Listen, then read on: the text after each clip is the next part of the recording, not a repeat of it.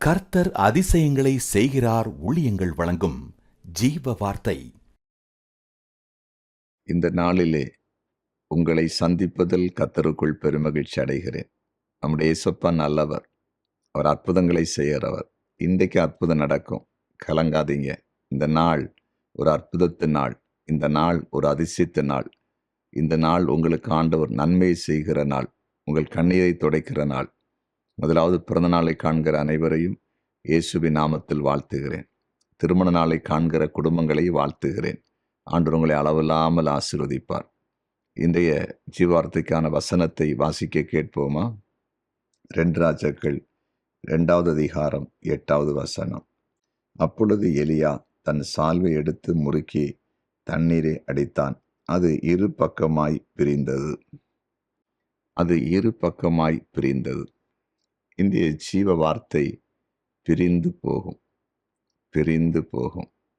பாருங்க, எலியா தன்னுடைய கையில் இருந்த சால்வை எடுத்து யோர்தானை அடிக்கும்போது அந்த யோர்தான் 2ஆக பிரிந்து போனதாம்.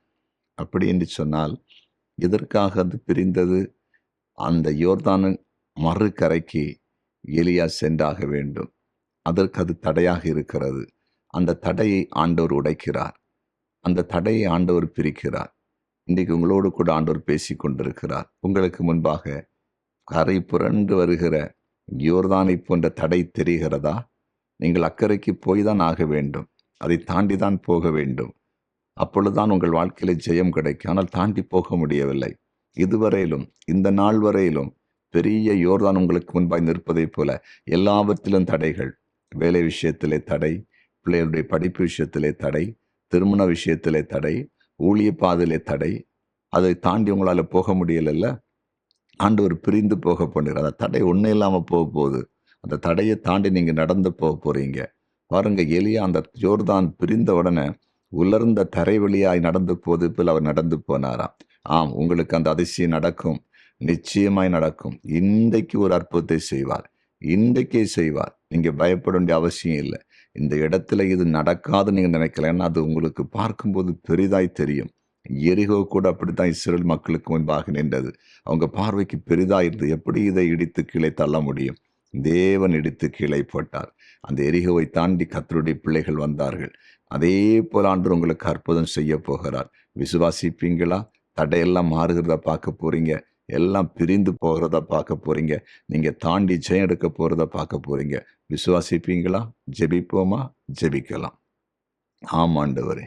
எலியா ஆண்டவரே அன்றைக்கு சால்வை எடுத்து அடித்த பொழுது யோர்தான் பிரிந்து போனதை பார்க்கிறோம். அதே போல இதோ இப்பொழுது அடியனோடு கூட உம்முடைய ஜீவ வார்த்தை கேட்டு ஜெபிக்கிற ஒவ்வொருவருக்காக ஜெபிக்கிறேன். இவங்களுக்கு முன்பா என்ன தடை இருக்கிறது பிரிந்து போகட்டும். அது 2ஆய் பிரிந்து போகட்டும். தடை விலகி போவதாக. உடைய பிள்ளைகள் முன்னேறுவார்களாக. படிப்பில் ஒரு அற்புதம் நடக்கட்டும். பிள்ளைகளுடைய வேலை விஷயத்தில் ஒரு அதிசயம் உடனே நடக்கட்டும். திருமண காரியத்தில் அற்புதம் நடக்கட்டும். குழந்தை பாக்கி இல்லாதவர்களுக்கு அற்புதம் நடக்கட்டும் என்று ஜெபிக்கிறோம்.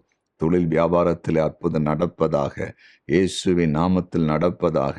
ஊழிய பாதையில் இருக்கிற தடை விலகட்டும். ஆவிக்குரிய காரியத்தில் இருக்கிற தடை விலகட்டும். ஜெப வாழ்க்கையில் இருக்கிற தடை விலகட்டும். வேத வாசிப்பில் இருக்கிற தடை விலகட்டும். நீர் அப்படி செய்துவிட்டு நன்றி. இப்பொழுது வியாதியஸ்தர்களை ஆண்டு சுகமாக்கும்படியாய் ஜெபிக்கிறேன். உம்முடைய வல்லமையுள்ள கரம் இப்போது வியாதியஸ்தர்களை தொட்டு குணமாக்கட்டும்.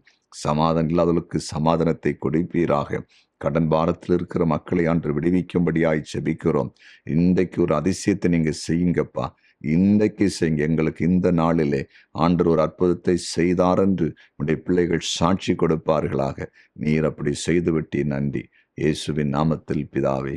ஆமேன், ஆமேன், ஆமேன்.